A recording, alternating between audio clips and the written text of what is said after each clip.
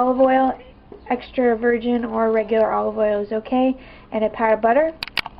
And these are all the things we're going to add to it to make our sauce. I've got mushrooms, onions, garlic.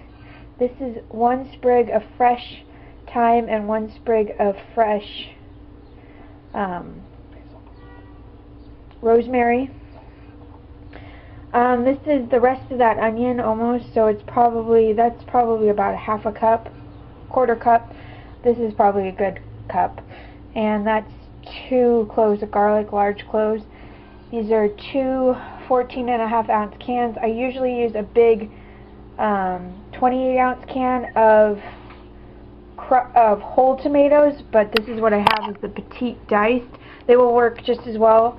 If you like the chunkier version, use the whole tomatoes, and when they start cooking, take the potato masher and mash them, and you'll have them thicker sauce.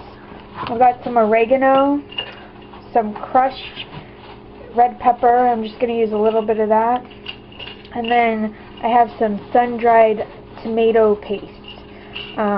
Regular tomato paste is fine. I like the tube just because you can squeeze out what you want. I'm going to use probably about a tablespoon of this. So these are the ingredients, plus salt and pepper to taste. And we will get to cooking in a minute. Okay, so here's the butter and the oil melting. One thing I forgot to say is we're also adding basil leaves, a little bit. And I usually add a bay leaf in here, but we ran out of bay leaves. So that's a good thing to add to it too.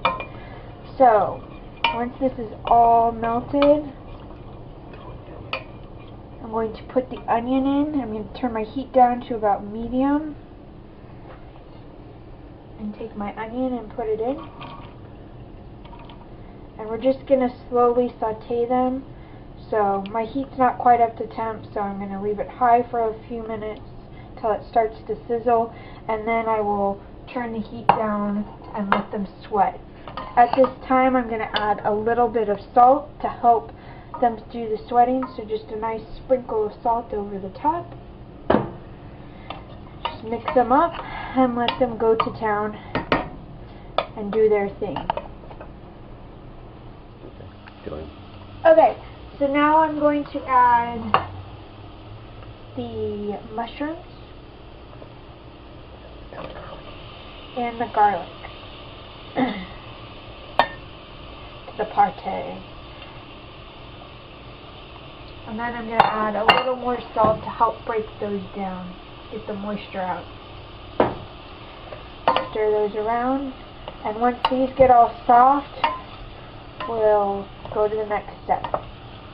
Okay, so here's what we have. It should look something similar to that. Your mushrooms are soft, but not too soft. They're going to cook the rest of the way in the sauce, and your onions should look very translucent. So next I'm going to take a little bit of chili. Be really careful with the crushed red pepper, because when you put it in the oil, you can choke really easily. So I'm just using just a little bit and putting it in there. Going to give it a nice little stir. Okay. Then I'm going to take the sun-dried tomato paste and use about a tablespoon. You can just eyeball it. This is going to help thicken up your sauce. So that's tablespoon and a half. You're going to run this around and cook it because you want to get the raw taste out. And you're going to turn your heat up to, I had it at 2, I'm going to turn it up to about 3. Just turn your heat up just a little bit.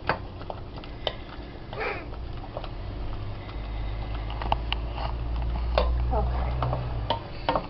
So that's what you've got. It smells beautiful. I wish you had smell-o-vision. Okay, next is our herbs. I've just done probably about a teaspoon of each. Can't see that. So here's our herbs. I've done probably about a teaspoon of each of the basil, oregano, rosemary, and thyme. And I'm just gonna, nope, that's not what I'm gonna do. I'm doing it backwards. It wouldn't hurt to do that. I know, but I don't want to burn the fresh stuff. Good. Okay, so next we're gonna add the cans of tomatoes.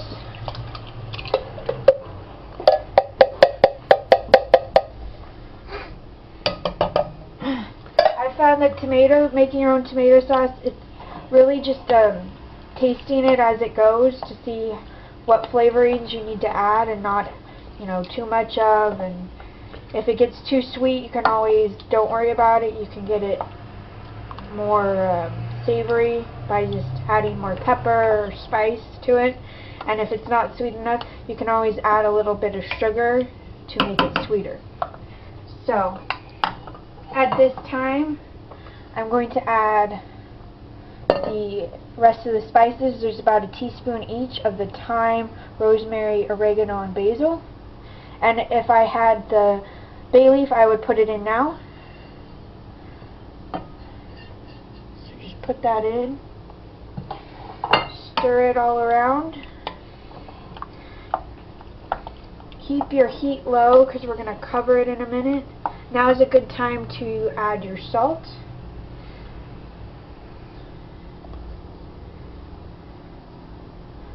So not too much, probably a quarter teaspoon, half a teaspoon. I'm not great at measurements. And then a couple of grinds of pepper. Stir it all together. And then put a lid over, let it come to a boil, and keep stirring it every few minutes and cook until you're ready to eat it. So I'll show you the finished product in a minute. Okay, it came up to a boil, and then I put it down to slow, put the lid back on, and just leave a little bit of an opening like that, and then just let it cook until your noodles are ready, and then you can just... Been about how long? 15 minutes, 20 minutes. It's been about 20 minutes, so I mean, you can make it, you can have it go as long as you want. You really can't burn it at low. A lot of traditional recipes will tell you to do it for like hours, like literally all day, and that you have to be stirring it constantly, but I think mine tastes great. At this time, I would normally taste it and see if there's any seasonings you might want to add or to kind of tweak it, and your water should be boiling for your noodles now. So the next shot will be of it all pretty and done. Okay, so this is the final product. It's just on top of some raviolis. You can put it on any pasta, and then just sprinkle some cheese, and you're ready to go and eat it. You could also put a little bit of cheese inside the sauce if you wanted to. That is an optional thing, so I hope you have fun making this recipe as much as I had fun making it. Talk to you later.